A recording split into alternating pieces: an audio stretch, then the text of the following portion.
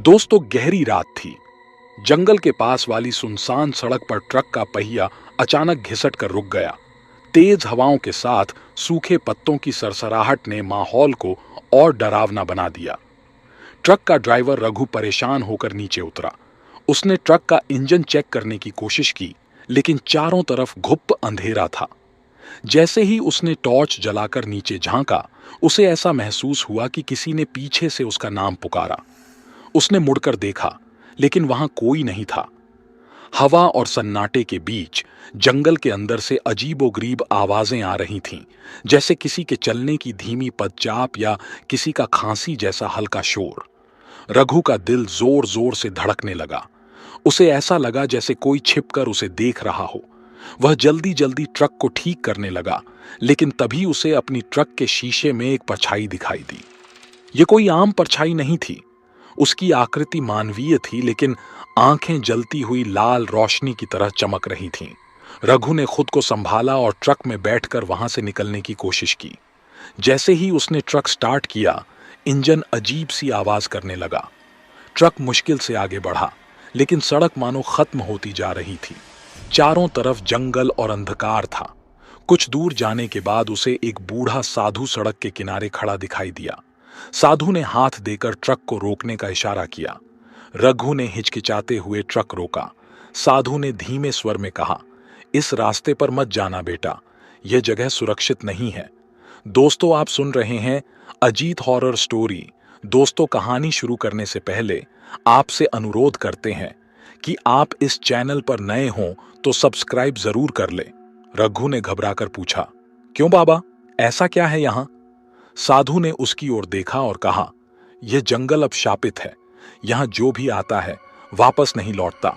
हनुमान जी का नाम लेकर रास्ता बदल लो। रघु ने साधु की बात को अनसुना करते हुए ट्रक आगे बढ़ा दिया। जैसे ही ट्रक कुछ मीटर आगे बढ़ा, ट्रक का रेडियो अपने आप चालू हो गया। उसमें से एक भजन बजने लगा, संकट मोचन नाम तिहारो। रघु को समझ नहीं आया कि यह भजन कहां से बज रहा है, क्योंकि ट्रक का रेडियो बंद था। डरते डरते उसने रेडियो को चेक किया, लेकिन वह पहले से ही बंद था। भजन की आवाज धीरे धीरे तेज होती जा रही थी। थोड़ी दूर पर एक पुराना टूटा फूटा पुल आया। पुल के पास पहुंचते ही ट्रक अचानक बंद हो गया। रघु ने गाड़ी स्टार्ट करने की कोशिश की, लेकिन ट्रक हिलने का नाम नहीं ले रहा था। तभी उसने देखा कि पुल के दूसरी तरफ एक सफेद साड़ी में एक औरत खड़ी थी। उसकी आंखें जमीन पर गड़ी थीं और बाल बिखरे हुए थे। वह औरत धीरे धीरे ट्रक की तरफ बढ़ने लगी। रघु का दिल जोर जोर से धड़कने लगा। उसने हनुमान चालीसा का पाठ करना शुरू किया, लेकिन जैसे ही उसने पहला शब्द बोला, औरत ने अपनी गर्दन को असामान्य तरीके से घुमाया और हंसने लगी। रघु ने जल्दी से गाड़ी स्टार्ट करने की कोशिश की, लेकिन ट्रक के पहिए जैसे जमीन से चिपक गए थे। औरत अब ट्रक के करीब आ गई थी। उसकी हंसी अब एक भयानक चीख में बदल गई। रघु ने आंखें बंद करके जोर से कहा, जय हनुमान ज्ञान गुण सागर। जैसे ही उसने यह कहा, ट्रक के अंदर एक तेज रोशनी चमकी। औरत अचानक गायब हो गई और ट्रक अपने आप स्टार्ट हो गया। रघु ने तेजी से ट्रक को पुल पार कराया, लेकिन पुल के दूसरी ओर जंगल और भी गहरा और खतरनाक लग रहा था। अचानक ट्रक के सामने एक बड़ा पत्थर आ गया। ट्रक रुक गया और रघु ने नीचे उतरकर रास्ता साफ करने की कोशिश की। जैसे ही उसने पत्थर को हटाने की कोशिश की, जमीन के नीचे से किसी के रोने की आवाज आने लगी। रघु ने डरते डरते झांका तो उसे वहां एक पुरानी मूर्ति मिली। यह मूर्ति हनुमान जी की थी, लेकिन उस पर राख और खून के निशान थे। रघु ने मूर्ति को साफ किया और हनुमान जी से प्रार्थना की। तभी हवा में एक गूंज सुनाई दी, तू अकेला नहीं है, विश्वास रख। जंगल में अचानक अजीब आवाजें आने लगीं। पेड़ हिलने लगे और रघु ने देखा कि चारों तरफ से काले धुएं की लहरें उसकी ओर बढ़ रही हैं। तभी हनुमान जी की मूर्ति से एक सुनहरी रोशनी निकलने लगी। यह रोशनी धुएं को रोकने लगी, लेकिन तभी रघु को अपने पीछे किसी के कदमों की आहट सुनाई दी। जैसे ही उसने मुड़कर देखा, एक परछाई तेजी से उसकी ओर बढ़ी और ट्रक को पलटने की कोशिश करने लगी। रघु ने जोर से जय श्री राम का नारा लगाया और हनुमान जी की मूर्ति से निकली रोशनी ने परछाई को गायब कर दिया। रघु जैसे तैसे ट्रक लेकर जंगल से बाहर निकला, लेकिन उसे एहसास हुआ कि यह कहानी यहीं खत्म नहीं हुई। जंगल के बाहर एक चौराहे पर वही साधु खड़ा था। साधु ने उसकी तरफ देखा और कहा, तू बच गया, लेकिन इस जंगल का अभिशाप अब भी बाकी है।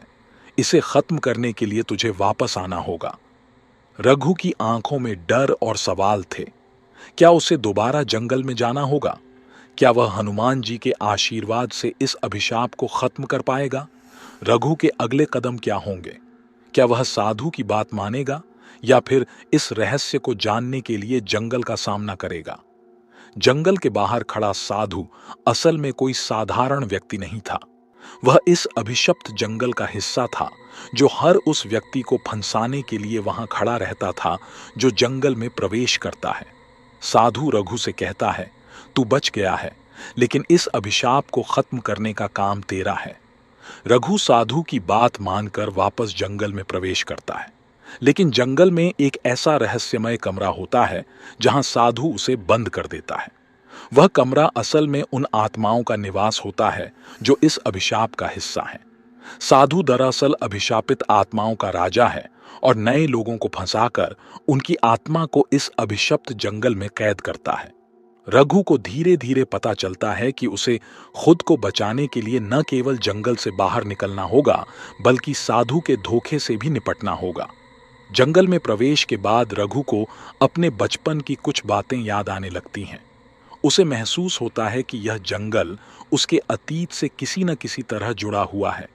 रघु को याद आता है कि उसके दादा ने कभी उसे बताया था कि यह जंगल पहले एक पवित्र स्थान था जहां हनुमान जी की पूजा होती थी, लेकिन एक लालची राजा ने वहां से खजाना चुराने की कोशिश की, जिससे यह स्थान शापित हो गया। रघु के दादा ने कहा था कि एक दिन कोई उनका वंशज इस अभिशाप को खत्म करेगा।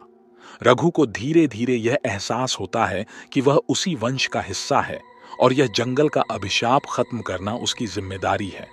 जंगल में ट्रक अब एक जीवित प्राणी जैसा व्यवहार करने लगता है। कभी ट्रक अपने आप चलने लगता है, तो कभी ट्रक के शीशों में अजीब आकृतियां दिखने लगती हैं। एक रात ट्रक की हेडलाइट से एक लड़की की परछाई निकलकर रघु के सामने आती है। वह लड़की उसे चेतावनी देती है कि जंगल में एक गुफा है जहां राजा ने अभिशापित खजाने को छुपा रखा है। अगर रघु उस खजाने तक पहुंचकर हनुमान जी की मूर्ति को स्थापित कर दे तो अभिशाप खत्म हो सकता है। रघु गुफा तक पहुंचता है जहां उसे बहुत सारी आत्माएं दिखाई देती हैं। वे आत्माएं उसे खजाने तक पहुंचने से रोकने की कोशिश करती हैं। आत्माओं की आंखों में दर्द और आक्रोश है। गुफा के अंदर एक बड़ा द्वार है जिसे केवल हनुमान चालीसा पढ़कर खोला जा सकता है। जैसे ही रघु मंत्र पढ़ना शुरू करता है, गुफा में भयानक भूकंप आता है और दरवाजे के पीछे का खजाना दिखाई देता है। खजाना छूने पर रघु को एक अजीब सी शक्ति महसूस होती है, लेकिन तभी साधु प्रकट होता है और कहता है, यह खजाना तुझे नहीं मिलेगा, तू इसे छूकर मेरे जाल में फंस गया है। रघु साधु से बचने की कोशिश करता है और जोर से जय श्री राम का नारा लगाता है। तभी गुफा में हनुमान जी की मूर्ति से एक सुनहरी रोशनी निकलती है और साधु की असली पहचान प्रकट होती है। साधु वास्तव में रावण के वंशजों में से एक है, जो हनुमान जी से बदला लेने के लिए अभिशापित जंगल का उपयोग कर रहा था। हनुमान जी की शक्ति साधु को रोक देती है, लेकिन साधु रघु को यह कहकर डराने की कोशिश करता है कि वह जंगल से जिंदा नहीं निकल पाएगा। गुफा से बाहर निकलने के लिए रघु को अपनी आत्मा की कुर्बानी देनी पड़ती है। गुफा का द्वार धीरे धीरे बंद हो रहा है और अगर रघु बाहर निकलने में सफल होता है तो जंगल का अभिशाप खत्म हो जाएगा। लेकिन रघु को यह नहीं पता कि अगर उसने गुफा छोड़ी तो उसकी आत्मा हमेशा के लिए जंगल में फंस जाएगी। रघु यह सोचकर बाहर निकलता है कि हनुमान जी उसकी रक्षा करेंगे। गुफा के द्वार के बंद होते ही एक भयानक विस्फोट होता है। रघु बाहर निकल तो आता है, लेकिन उसकी परछाई गायब होती है। जंगल से बाहर निकलने के बाद रघु साधु को दोबारा देखता है। साधु उसे देखकर मुस्कुराता है और कहता है, तूने अभिशाप खत्म कर दिया, लेकिन यह जंगल तुझे कभी छोड़ने नहीं देगा। जंगल से बाहर आते ही रघु का ट्रक खुद ब खुद स्टार्ट हो जाता है। जैसे ही वह ट्रक में बैठता है, रेडियो पर फिर वही भजन बजने लगता है, संकट मोचन नाम तिहारो। अचानक ट्रक के शीशे में रघु को अपने पीछे एक छाया दिखती है। वह चौंक कर मुड़ता है, लेकिन वहां कोई नहीं होता।